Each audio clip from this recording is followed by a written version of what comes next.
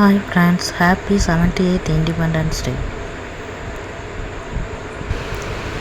என்னுடைய தாத்தா ஒரு இந்திய சுதந்திர போராட்ட தியாகி. இதனால் ஐஎன்ஏல இருந்து சுபாஷ் சந்திர போஸ் படையில் இருந்தாங்க.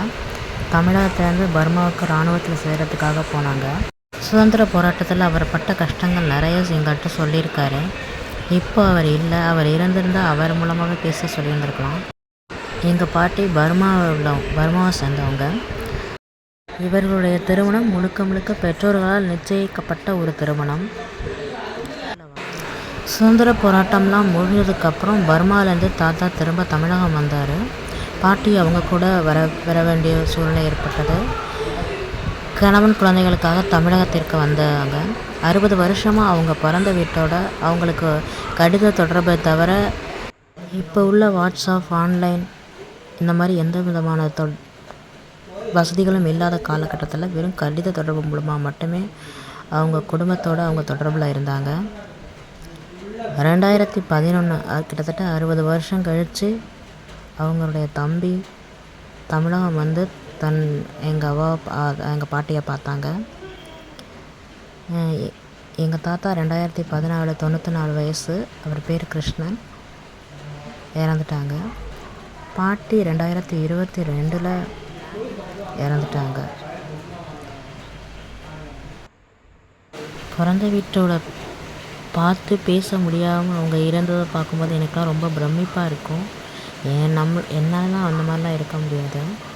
உண்மையிலே எங்கள் பாட்டி என்னை பொறுத்தவரை ஒரு அயன் லேடி.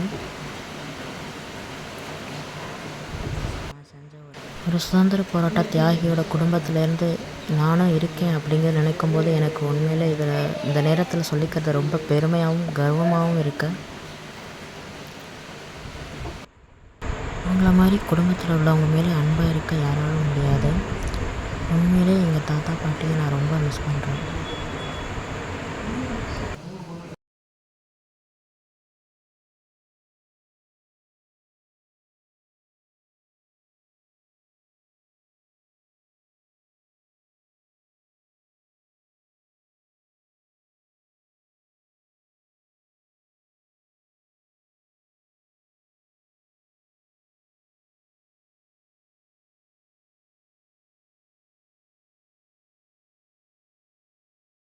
அவனாக உட்காந்து வரைஞ்சிக்கிட்டு இருக்க ஒரு ஆர்ட் அது. அதெல்லாம் அப்புறம் நம்ம பார்த்துக்கிட்டு இருக்கோம்.